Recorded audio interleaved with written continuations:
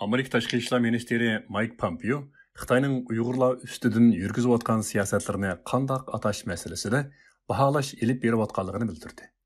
U bu so'zlarni Xitoyning Uyg'ur nopusini kontrol qilish uchun Uyg'ur ayollarini majburiy tug'mas qilish qatorliq irqiy qirg'inchilik siyosati yurgizayotganligi haqida doklad bayonotlar borligi va uning buningga qanday qaraydiganligi to'g'risida Erkin Osiyo radiosi Uyg'ur bo'limining direktori Alim Sitovning so'ragan savoliga javob berganda qildi.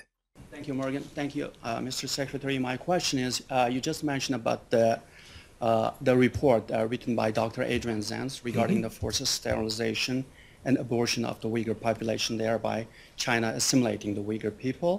In the report, actually, Dr.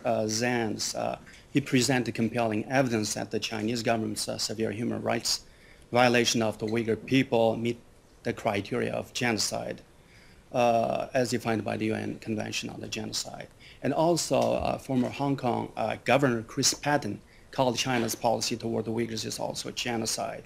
In addition to that, European Parliament Chair Reinhard Bütikofer and his first Vice Chair Evelyn Gebhardt, in their joint statement yesterday, also said the report further corroborates the assessment that we may be witnessing the implementation of genocide. I know you also issued a statement regarding this report. So do you believe China is committing genocide towards the Uyghur people? The United States has taken the strongest action of any nation in the world to protect the human rights of all Chinese people, including the Uyghur people. We'll continue to do that, I hope. Mike Pompeo mundaq dedi. Biz Xitoyning harakatlariga qanday qaraydiganligimizni va uni nima deb ataydiganligimizni baholab bekitib chiqamiz.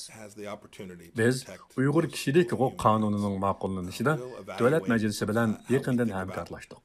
Bu qonun hammalarning birdek ma'qulligidan o'tdi. Prezident uningga imzo qo'ydi.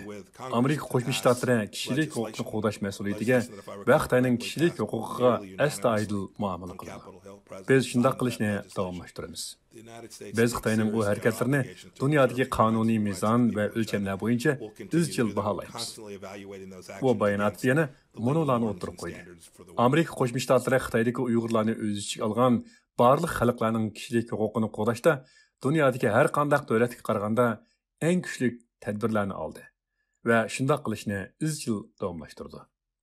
U yana Amerikaning Yevropa va Osiyodagi ittifoqdoshlari va islom ellerini Uyg'urlar navbat yo'l qo'yayotgan bu vaziyatga jiddiy qarab, bu insonlarning kishilik huquqini qo'llash fursatini qo'ldan berib qo'ymasligini umid qilganligini bildirdi. 29-iyun Xitoyga qarshi parlament a'zolari birlikda e'lon qilgan bir dokladda Xitoyning Uyg'ur nopusini cheklash, ayollarni tug'mas qilish, majburiy bola tushirish, ko'payish nisbatini tuvaltish qatorliq choralarni qo'llanganligi ko'rsatilgan. Ular bayonotida bularning insoniyatga qarshi jinoyat yoki irqiy qirg'inchilik jinoyati shakllantiradigan yoki shakllantirmaydiganligi ustida tekshirish ilib boradiganligini bildirgan.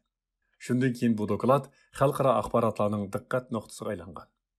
Ba'zi xabarlarda mutaxassislarning e'tiqodlaridan naql edilib, Xitoyning Uyg'ur elida nopus qirg'inchiligi yoki irqiy qirg'inchilik jinoyati sodir qilayotganligi tilga ilingan edi.